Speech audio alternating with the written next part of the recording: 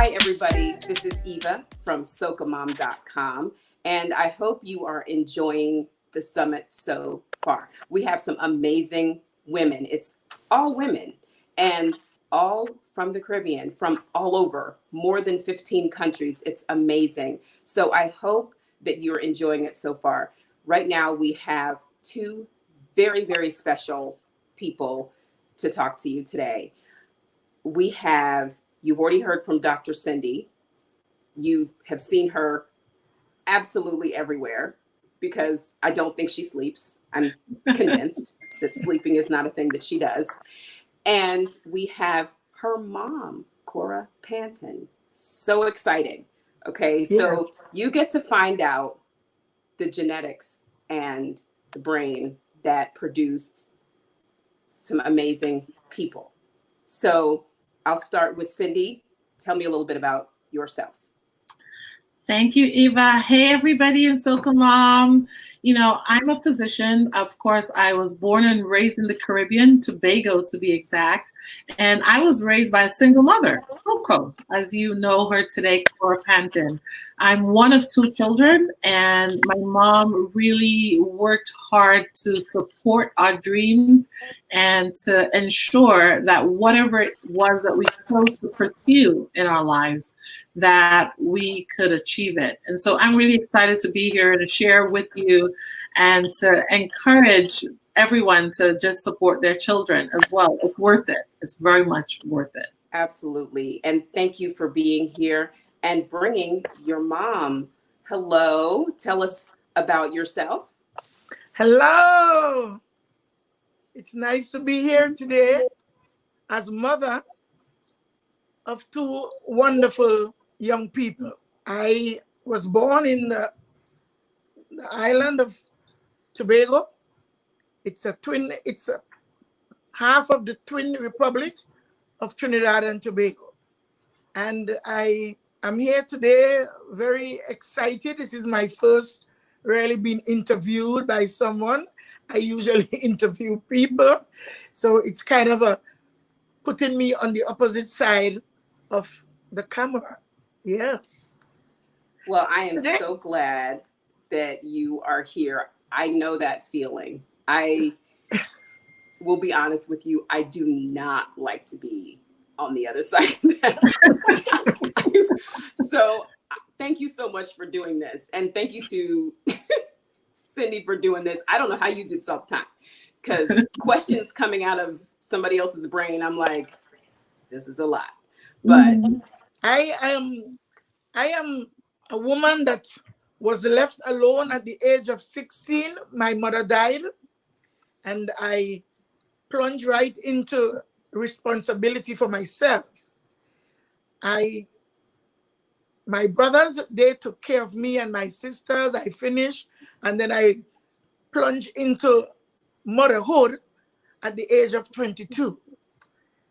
When I see how much my kids doing in school at age 24 or 25, I told myself, oh, you went off the bridge too soon. But I became a mother, and I recognized that the responsibilities of motherhood, no one gave you a book, no one gave you any thing to go by. You have to just go about being a mother and do what you're supposed to do. There were times when you really don't know what to do because you don't have a manual. No one is there like my mom to really guide me. And I just understood things differently from other people. I have a lot of friends that was in my position. The father of my children, he didn't stand firm and do what he supposed to do and should have done. I did not took time out to make excuses for him. The excuses I made was for myself. What am I going to do? Am I going to throw my hands up in the air, let go the rein, leave them to do whatever they feel like doing to make themselves a man or a woman, or you will be there as a mother, a friend at times, a nurse, you know, a guidance counselor. And I went into it with strong hope because they themselves, they are strong people, and they believe that their ambition would make them forget what they didn't get as kids, because they're going to go for what they missed, go for what they want, and they're going to work towards success. I kept walking because I wanted them to get that spirit that you have to work to succeed.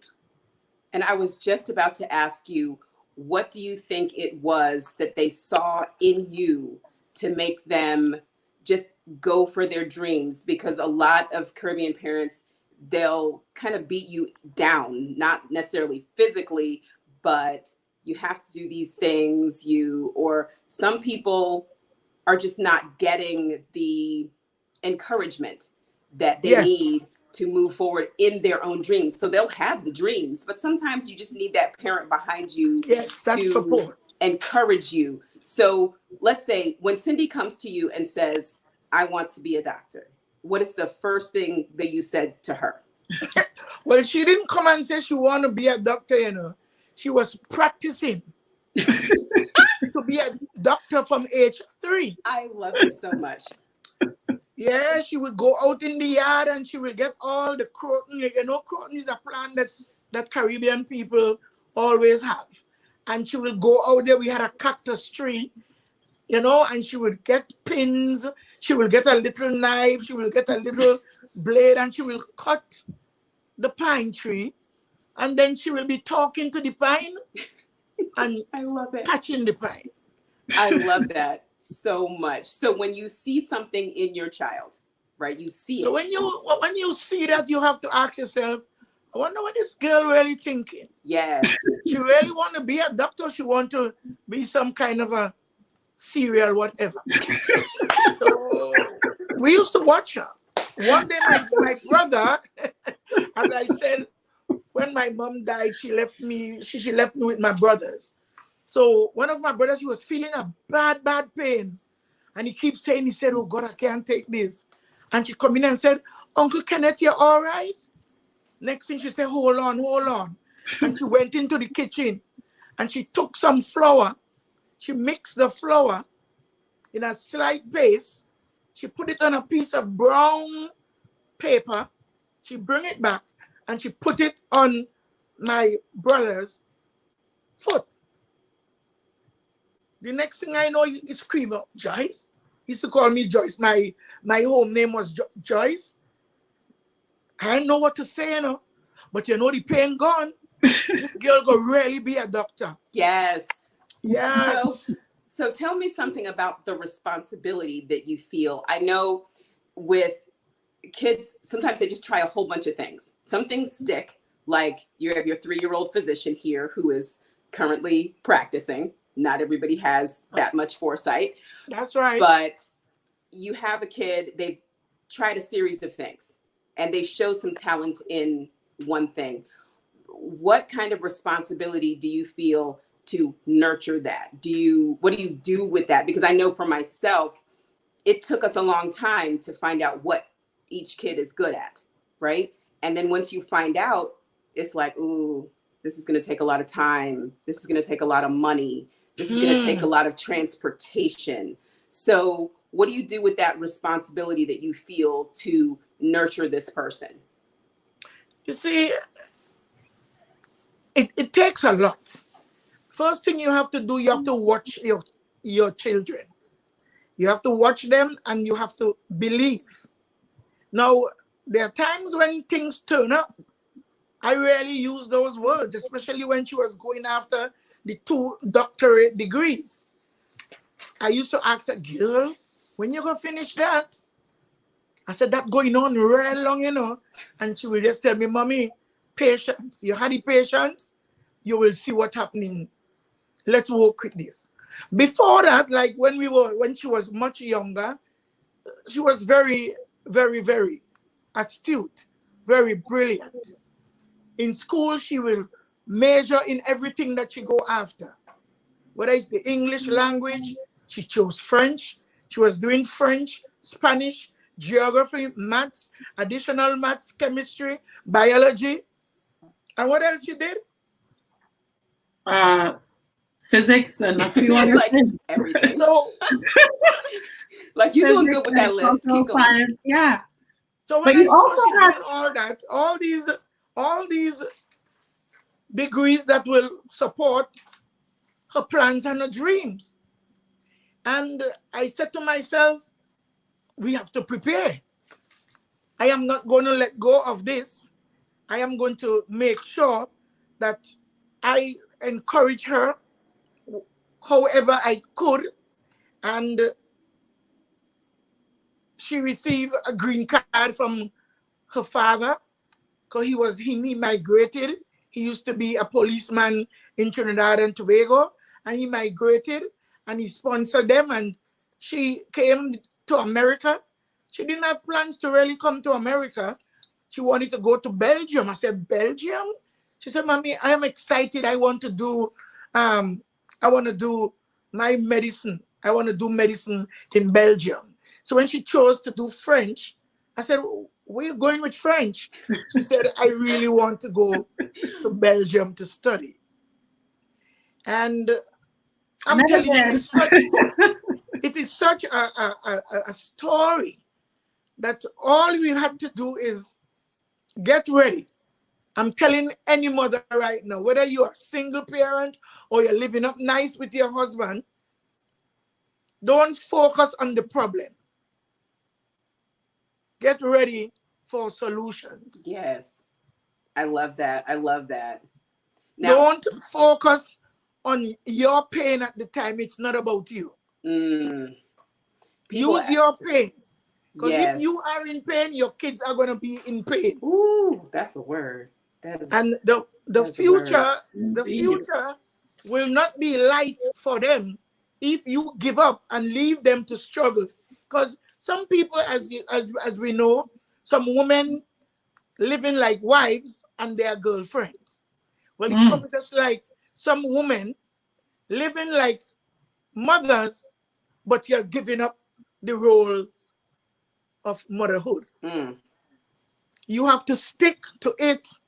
You have to ask yourself a question: where would my kids be if I'm not there for them? Yes, yes. Now, I was a single parent at one point, so I know the stress that comes with, everyone's looking at you. They're like, what are you going to do with this kid? Because I never intended to have children at all. So life comes at you fast. Okay. Very fast. And So, it is one thing I want to encourage mothers.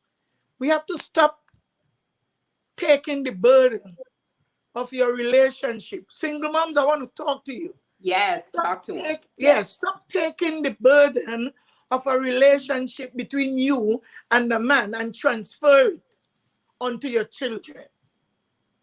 They're not part of that. Yes. Like when my daughter finished college, she didn't want to start medical school. When my son finished in college, he didn't want to do anything else but to look for a job. They want to work because things so hard for me, things too hard for us. I said, no, hardship is for me. Schooling and education is for you guys. Leave the hardship of working right now on me. This is my responsibility. I love this so much. And take This is a word. up the banner and run now when you can sit down in a classroom without falling asleep. Because, after a certain age and you try to go back to school, come on now.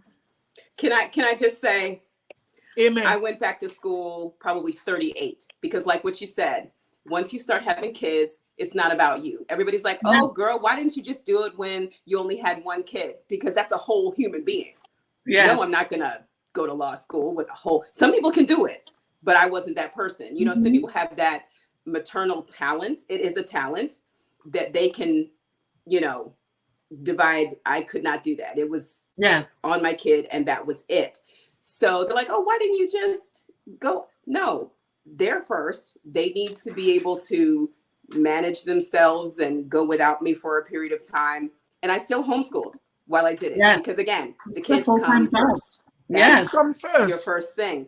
And they're going to go off and be adults. And you know, I was asleep in some of them classes. Graduated.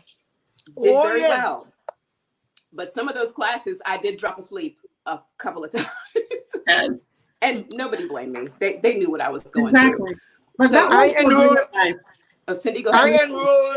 I enrolled at a nursing school there in Brooklyn, Allen's School of Nursing and Healthcare.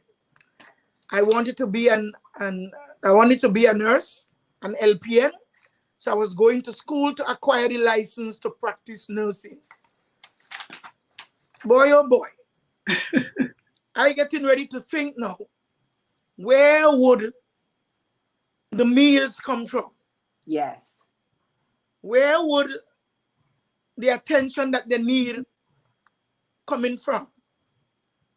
Daughter traveling from Brooklyn way into Manhattan in Harlem to getting home at night. Sometimes when it's that late and they're running late, I will leave to go sometimes to meet her, or just go at the train station where she's getting off once I'm around, so she can get to come home, because it's a long walk from Sterling Street to Midwood Street. And sometimes after 1 a.m. Yes, a long, dark walk alone as a 20-year-old. So Cindy, let me ask you a question because you know, we're children forever. So as the child. Yes. It's forever. It never goes away. So let me ask you, what is the number one piece of advice that your mother has given you that has helped you blossom into the successful, grounded, well-rounded woman that you are? Yeah. You know, I have a son too, you know. I have a son too. We're going to get to him. Okay. Right now, and all the advice that she shared with me, she shared with him. I think a couple of the really big ones, which in hindsight were big, is she never once actually said, you have to do this, right? So I had a dream. I told her what my dream was. She didn't tell me it was crazy. She didn't say, you know, I don't know anybody, which is true. We did not have anyone in our immediate family who were physicians. It wasn't until about 5 years ago that we discovered we had fairly close relatives who had doctors in the family. But we only found that out 5 years ago. Prior to that, we didn't know any doctors. And all she said to me was, you think you know how to do this? I said, yes. She said, you know how to get into medical school? I said, yes. I said, okay, we're going to do it. And we immigrated to the United States with $3,000. She moved here with an 18-year-old, a 10-year-old, and $3,000 to New York City to turn it into a dream of a doctor, physician, scientist, and now an actor. And, you know, you asked her the question about a child who had changing dreams. And my brother was like that, you know. He definitely went through the evolution of dreams. And at no point did she say, oh, no. Remember you were dreaming this yesterday? Yes. Stick to that one. She never did that. And I think if he were here, he would say that. Mommy, what are you doing with that sound? No, I was writing something. You have to take notes. See, you have to. I hope you guys that are watching, I hope you're taking notes. Yes. Because listen, Cora Pantin has produced, so she did. This is not a game. So I please think take notes. No game. I think that's the biggest thing. We joke as a family. I call her the navigator. She was willing to ride with you, literally, right? Like, even though I was an adult in medical school, and then once I applied for residency, money was still tight. Money was tight all the way through medical school. So I wasn't the one who was going to be flying around the country to interviews.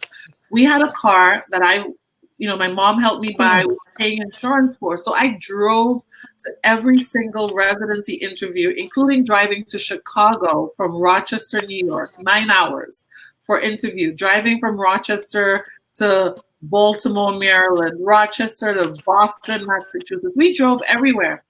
And the person who drove with me on every single trip so that I wouldn't be alone, and so that, again, I have this thing where if I'm studying or if I'm going to drive a long trip, I can't eat certain foods because they make me sleepy. I try to avoid carbs. Yes. Well, Coco, the moment I said, Coco, we just booked an interview, and I would say that. I said, Coco, we just booked an interview. And she'd say, how long is the trip? Because she wants to figure out how much food she's going to be cooking for the trip, so that we had healthy food on the way. So we'd be driving from Rochester to Baltimore, and we're eating homemade barbecue chicken, homemade coleslaw. Oh my gosh, I love this so much. And my brother at the time was in college deciding what to do. At that point, he was a theater major, but also interested in acting and law school. So he had just done his LSATs. And my mom says, if we're going to Chicago, this was the Chicago trip, she said, we're going to take him with us. We're going to take Winston. If you're telling me we have to pass by Buffalo, we're taking him with us. So we all drove to Chicago. It was the first time any of us ever went to Chicago. It was right after Obama was elected in 2008. And it became a very memorable trip for us. One, because we actually got to see Chicago South Side, feel the pulse of what was coming, the new age of Barack Obama as president. But also, it really was a perfect example of how she also became the glue for the family and the joint effort for every time. So I'm going to, put on my mom homeschool math hat. And did I calculate that there's an 8-year difference? Yes. So we never mentioned, Cora, you said, listen, I got 2 kids. Can I tell you how much I love that? I'm going to tell you why. A lot of times in Caribbean families, there's this difference. Battle. Yes. Right? Where they say, I only focus on this one because this one's doing this. Or I only focus on this one because this one is a boy or this one is a girl. So there's a lot of struggle. And I love that you were like, hold on, before we get too far in this, it's 2. It's 2. That, along with so many other things, has made my day. So there's an 8-year difference. Cora, what did you learn between the 2 that kind of propelled them to still continue to grow and to move on? So, you have your first one, you make some mistakes, and then you have the second one, and they have the benefit of what you've learned.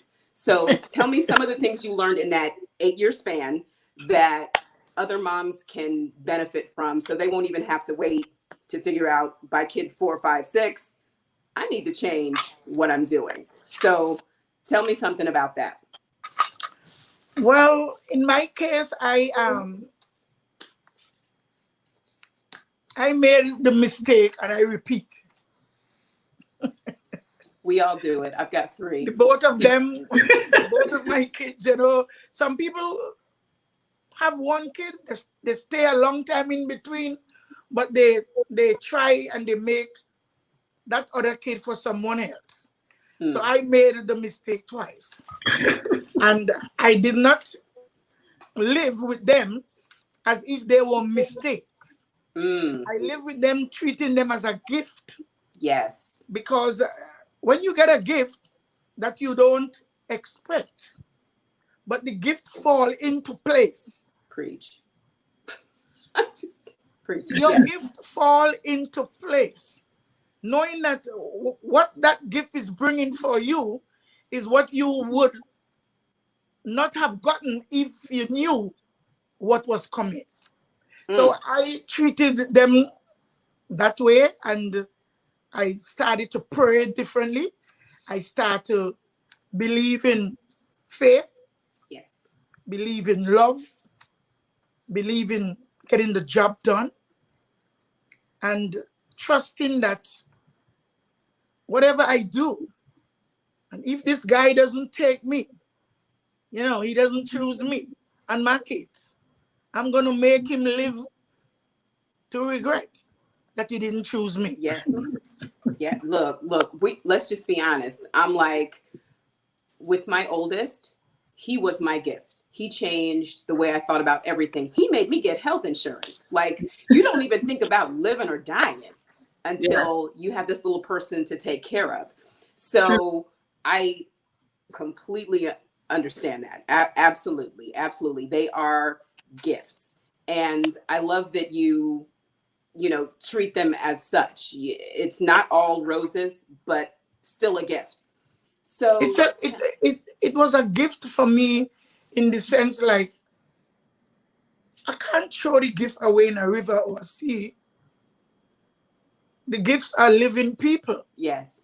And I used to sit with them and tell them, let's talk. I didn't allow myself to be just the one that speaking. Anytime you have to do that, you have to term yourself as a bully. You have to listen. Because, I'm speaking this way because I'm blessed with, kind of exceptional. There wasn't sickly. They didn't have anything that would hold them back or have me running to a hospital too often with them. And I was challenged in many ways. Challenged what? Give them to the Father and I be free. Do you want another woman to do what you're supposed to do? She didn't receive my gift. God gave me the children as a gift. Yes. And anytime you have to give away your gift, that means you don't have use for it. So I held on and I listened to them. She wasn't easy to really be around without conversation because she will want a chance to talk. She has a point. She has a point. Yes. I have my point. So let me go and see which point sharper. And because of her youth and her intelligence and my son, his wittiness and his and the force that he bring into my life. You understand me? As a man, I stopped treating him as a boy very, very, very young because he was showing such power. My daughter was showing so much responsibility that I didn't have to do homework for anybody. The only thing I did for her was in chemistry. She wanted to draw something. And I said, give me a pencil. I can't draw. That's not my thing. She and my brother can draw. I said to myself, the greatest property there is in parenting is presence. You can't be a parent and you're absent. You have to be present in everything. Even if they don't feel sick, you could watch them and know, I don't like how your eyes looking.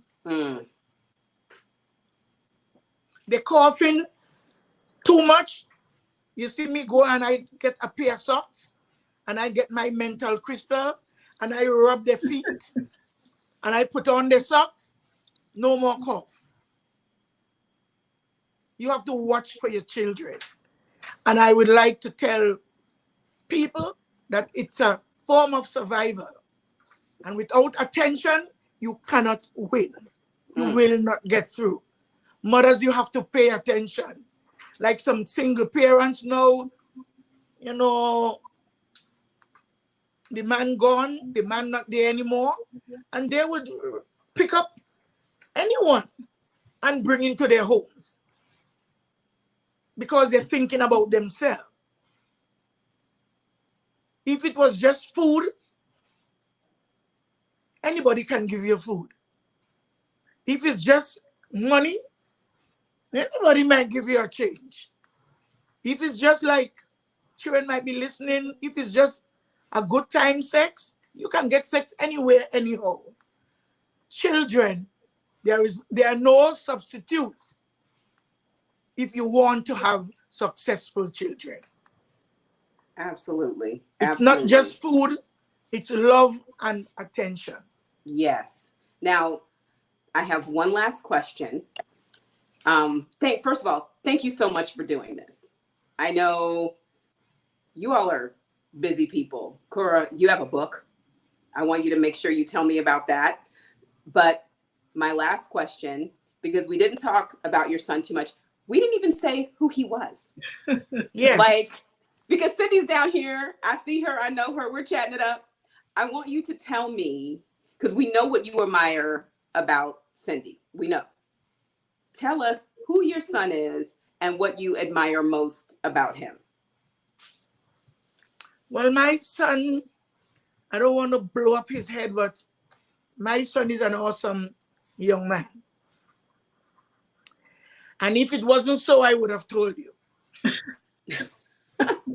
I really do not encourage. I do not encourage slackness, looseness. I do not encourage lies. I believe in transparency and forthcomeness, if that's a word. And my son fits those categories. My son's name is Winston Duke. He has his father's name, so he's a junior. He's such a good guy. My son is a caretaker. He's a provider. And he learned that from his sister also. He grew up and go through all his education in the presence of his sister. When I say I never do homework, it doesn't mean that he didn't have homework to do. His sister made sure that his homework was done and done well and on time. Sometimes he didn't like to do over because he think he's good. So I let him know it might be good, but it's not good enough. Many of us believe things are good, but it's not good enough. When he was younger, he went and he did something was to get into a show. And I think it was on UPN or Channel 9 was where. So in Rochester that he did? When he won the camera? When he won the camera? The camera. Yes. WB. WB. And he fretting that he didn't get it and stuff. I said, you were real good, but it wasn't good enough. They didn't want you. But they still cherish you, and you won a movie camera. Camcorder, yes. A camcorder. At 17. At 17. And I told him, don't worry. You believe you were good, but you were not the one that they wanted at that time. What she actually told him was, so, what's interesting is he discovered acting in high school around age 16. And then he heard of this audition that was happening at one of an audition malls there in upstate New York, in Pittsford, New York. There was going to be a casting call. And so he prepared a piece. One of his friends from high school drove him because he was living with me and I was in medical school and quite busy. So she drove him to the audition. And although he didn't make the national casting call, they liked him so much that they gifted him a camcorder. And what mom told him, because he was pretty bummed, he was like, I wanted to get a chance to go to Hollywood. And my mom said, it's okay. Don't rush the brush, were her exact words. She said, the camera is so you can now record yourself and see how you're doing. This is a blessing in disguise. And certainly along the way, because he's wanted to go to Hollywood, first at 17, then after college, he wanted to go. And each time she said, before that, I want you to earn some paper, get yourself a degree. In case this acting doesn't work out, I want my something to fall back. Something to fall back on. Yes. And those were words she kept telling him. She never said no. She never, all she kept saying was, make sure it's not pornography. Yes, and the race is not for the swiftest, but those who can endure to the end. Yes. Yes. Absolutely. Persistence is good, but you have to have endurance. Wow. If you don't have endurance, you could persist as much as you want, you wouldn't get. Yeah. Because you will get weak. People will always pass you by. So you take off at a pace where you know you can endure because you are going to the end. Mm-hmm. I wish a lot of women can understand life, but it takes a while. Some people light bulb will switch on very easily and very early. So it's never too late to be a parent. It's never too late to be a parent. But some people doesn't want to tell their kids, well, honey, I'm sorry. What I afforded you is not what you should have really received. And I gave you that because I was thinking about myself. So when I thought of going to school and to do something, I recognized that I will be competing with my kids in the same race. They're in school. I want to go to school. We don't have money. We don't have this. We don't have that. They need my attention, especially my son. Cindy was to be with him. He lived with her. Yes, he finished high school while she was taking care and going to medical school. He finished college. Like sometimes when I show up, he used to ask me, you're behaving like Jesus Christ, man. You're just showing up just so.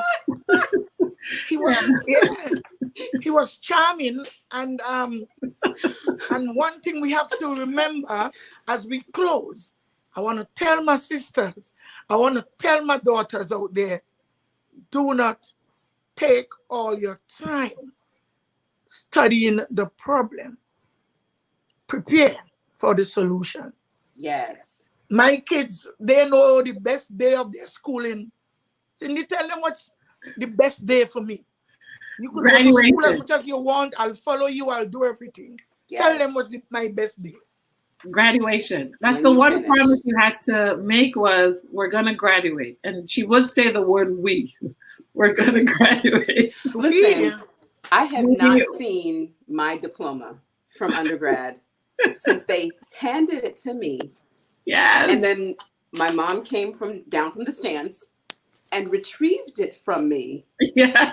And then that was the last I saw. Yeah. I don't even know where the thing is. Like I think it's the same for us. And I think it's okay for that. So if you're a Caribbean parent and people from other cultures seem to think that's weird, it's not. It's a cultural thing. And it is an accomplishment because it's also a huge change in what's historically been our narrative for many of our families. In our own family, I think we were amongst the first to graduate college, definitely to earn master's degrees and doctoral degrees first. And now we're huge inspirations, I would hope. So as I was saying about my son is Winston Duke Jr., and he is an actor, and we are living now here in Los Angeles, California. And my son was on the Black Panther, the Marvel show, Black Panther. And his name on that show was M'Baku. So M'Baku, this is M'Baku's mom. And I support him. I support him because he told me that he was going to do law. And he even did, that LSAT?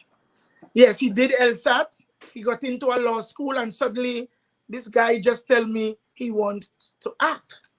So I make sure that like every performance. You deal with him. Huh? You actually made a deal with him. Yes, I made a deal with him. So Ava, what she did was she told him, don't just say no to law school, defer a year and see if you can get into acting school. Because he said, I'd try for acting school. And indeed, he got in. I remember she called me and she said, I guess he really good. Liked him. Yes, I used to go to all his. I used to go to Hollywood any of his school. performances, and when I go to the performance, I ain't going there as no mommy to cheer. Yeah. If he perform, well done. And if he doesn't, I say, son, I didn't see you. I didn't see you tonight. Where were you? You have to bring it. Every time you hit the stage, you have to bring it. So I'm just here now in our closing to tell my sisters and my daughters out there, because I'm 64 years of age, I am feeling very proud, but I have some problems like diabetes and high blood pressure. Sometimes my cholesterol going crazy. But I take time to take care of myself. I listen to my doctors, the physicians. I would like to tell all women out there that mothers, we have to listen before we act when it comes to your children. Do not act, and then you're coming back later to listen.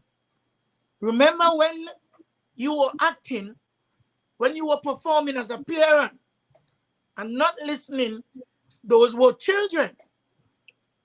You can't come back now to want to listen when they become adults. Yes.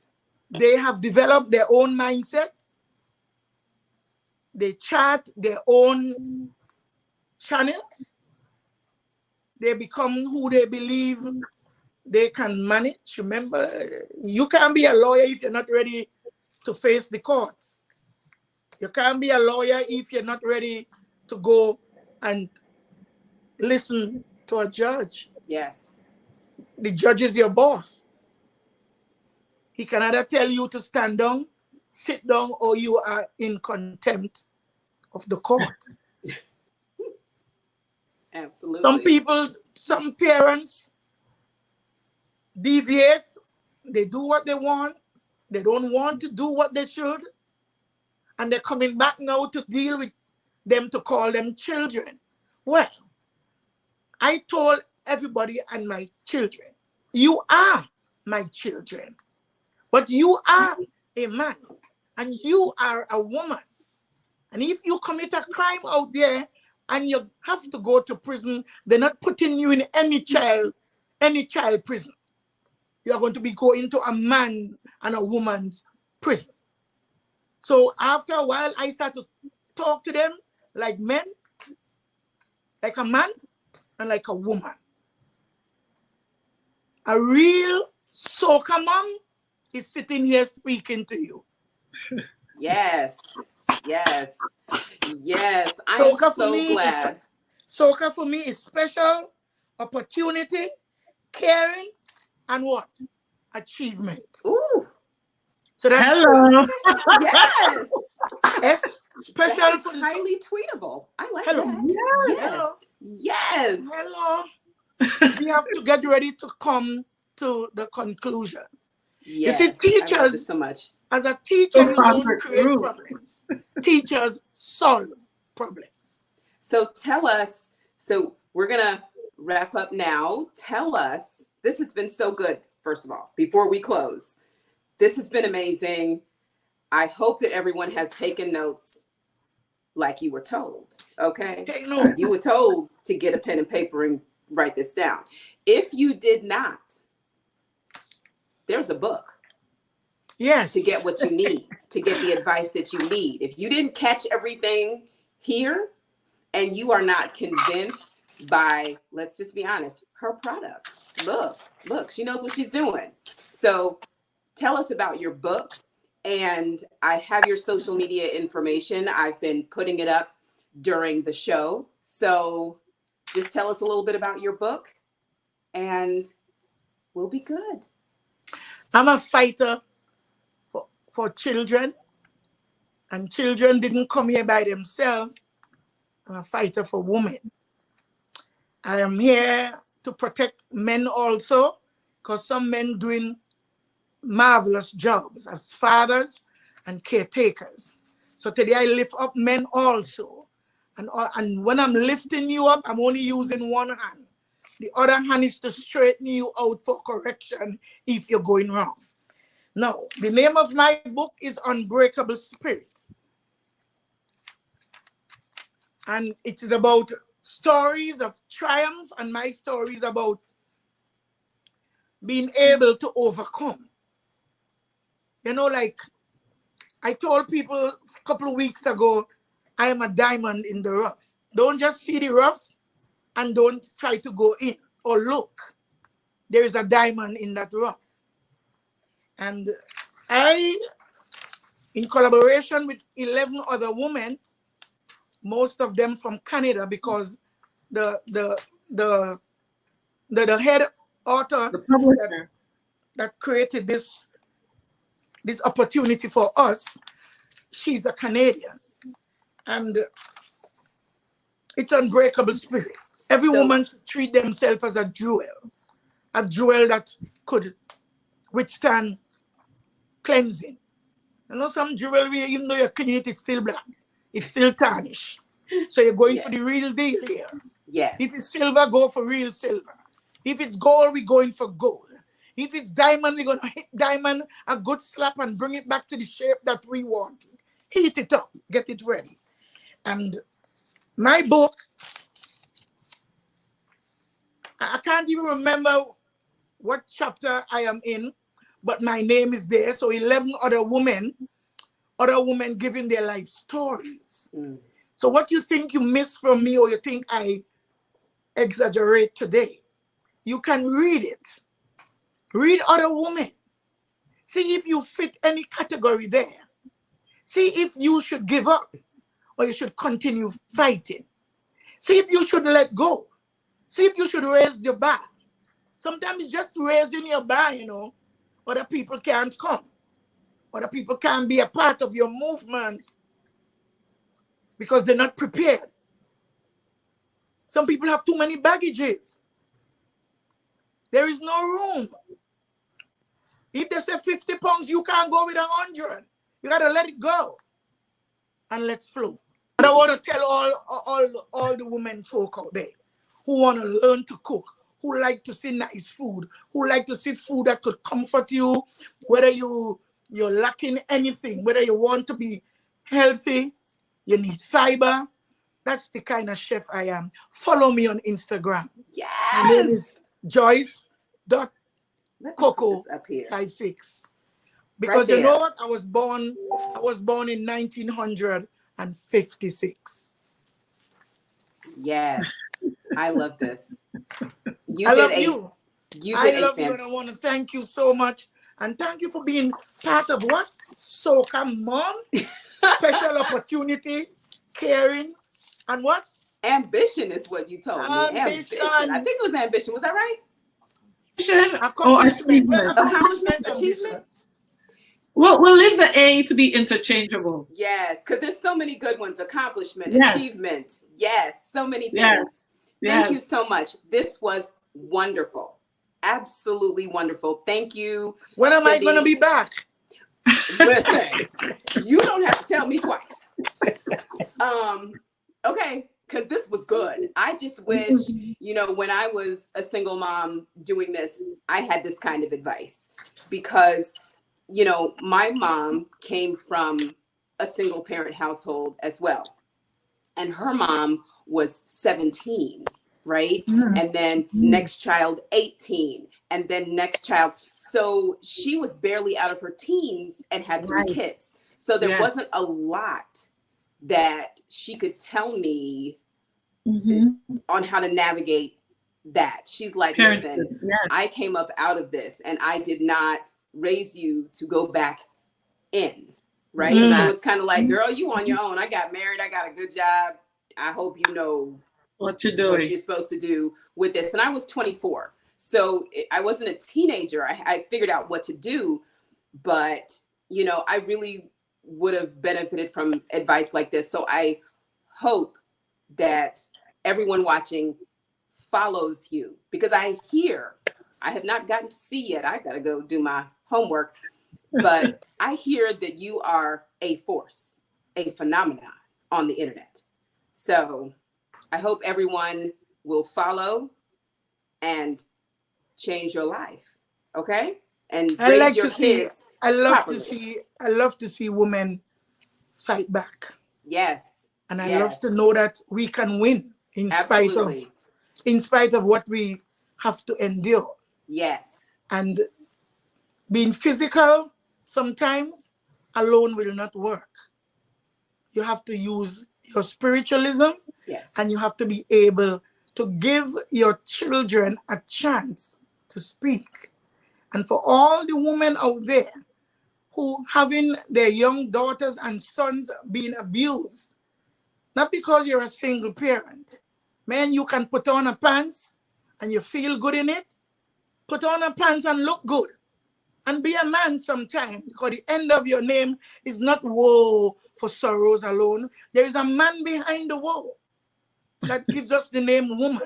I'm saying it's not all woe. I love that. That It's is not all woe. okay. Because, you know, like you said, and this is something I took away from this conversation, is that find the solution. Don't Find a just be out there solution. living in your problems. Everything Yes. is terrible. Find that solution and spend your energy on that. And I thank you so much for being here with us. And listen, if you're willing, we will absolutely have you back. This is wonderful. Thank you, Cindy. Thank you so much for setting this up and My sitting pleasure. with me again. Like, we're just going to keep talking. Yes. So, thank you so much. And everyone, please go to the speaker pages on SocaMomSummit.com, and you'll be able to find where to find Dr. Cindy, where to find Cora's book, where to find her online. Everything will be there. So we will see you soon. Thank you for joining us for the Soca Mom Summit, and have a wonderful rest of the day. Bye, everybody. Can I tell you something before we go? Absolutely. I love to be in your company. Oh, Just your energy feels and look. You know, sometimes people say, "The energy feel good." You look good. No, you look good. You look at Thank someone you. who doing it not because you want to have views or numbers. That is good. Don't anybody tell me. No, it is good. It is good to know that people could recognize you, but I could feel the love that you have in you. And I'm asking God, I don't know if you're a Christian, Absolutely. but I'm asking. Yes. Sorry. Yes. I'm That was fast. asking. I'm asking the God of my salvation to be your God today. Thank you. Amen. Amen. So, oh my gosh, I'm going to take Bless a nap this after this. venture and this summit, and bless all who attend. Thank you so much, everybody. I hope you were blessed by this conversation. We appreciate you. And listen, we're going to have, well, Cindy's like, listen, my schedule is busy. Yes. So do you want to, would you like to have a little chat with my son sometime? Absolutely. If he's willing, we have all women on this particular summit. If he wants to pop in and, you know, give us the two fingers, that's cool. No, he's a he for she guy. Say again? Yes. Hallelujah. He's he for she, meaning, you know, he's part of the UN campaign, #he for she. Oh, so, yes. yes.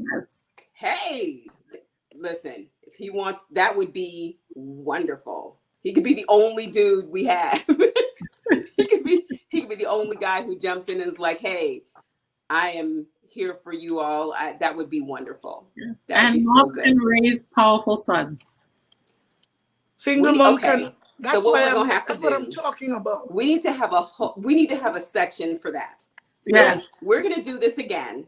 And Yes. raising powerful sons, I feel like that's a very, very good That's a good conversation to topic. have. It is actually, because so many women are afraid that they can't raise a son, that you also end up with some of what Coco was alluding to, which is that desperate need to bring a male presence without really assessing whether it's the right presence, I suppose. Yes. That's what I was going for. We absolutely need to have that So conversation. so much to pack into this. Oh That we my had goodness. restored. So, I mean, this was supposed to be 30 minutes. Right. I was about to say, I just took up all of your time. I'm like, I got one more No, question. I'm okay. I'm just worried about your summit and the timing. No. But I really, really appreciate your time. And We If will you definitely notice, do I this didn't again. talk about my pain. No pain. That's so we have 3 shows we need to do. We got a couple of shows because hey, it's not like we don't have it. Long as we got solutions, we're good. Yeah.